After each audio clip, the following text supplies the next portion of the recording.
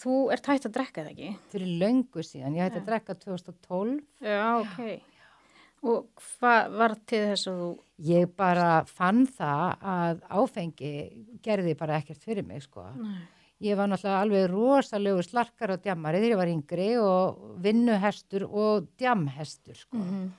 Og tileinkaði mér ekkert sérstaklega góða lífshætti. Ég bara þrælaði mér út og var þar sjálf minn mesti þrælahaldari. Og 2012 þegar ég tók þá ákvörðun að fara í meðferð og hætti að drekka, þá var ég búin að vita alveg í 10 ár að áfengi væri ekki gott fyrir mig og ég hafði raunverulega ekkert gaman af því að drekka áfengi lengur. Og það náttúrulega vitað að áfengi bölvaður skaðvaldur fyrir okkur, bæði það vont fyrir líkamann okkar en ekki síður fyrir sálina og það mikill svona þunglindisvaki.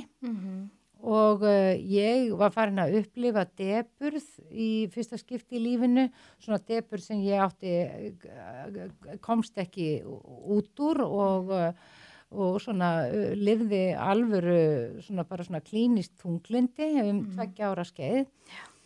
Og þegar eftir að við fluttum til Íslands, þá tók ég bara þessa ákvörðun að þetta ekki að gera neitt fyrir mig lengur.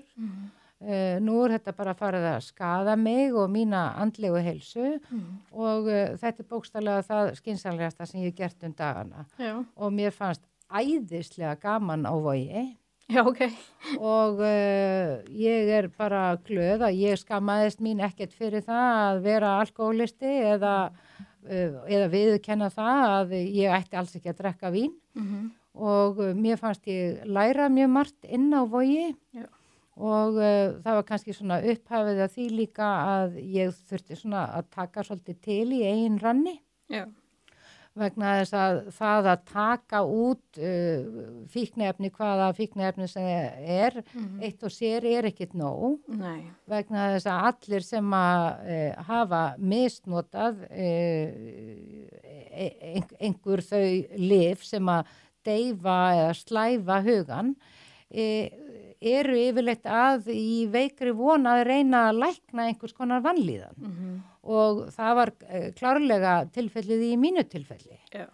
Þannig að eftir að ég hætti að drekka, þá fór ég verulega að líta inn á við og skoða ýmislegt í eigin farið. Þannig að þetta var svakalega gott upphaf fyrir mig. Já.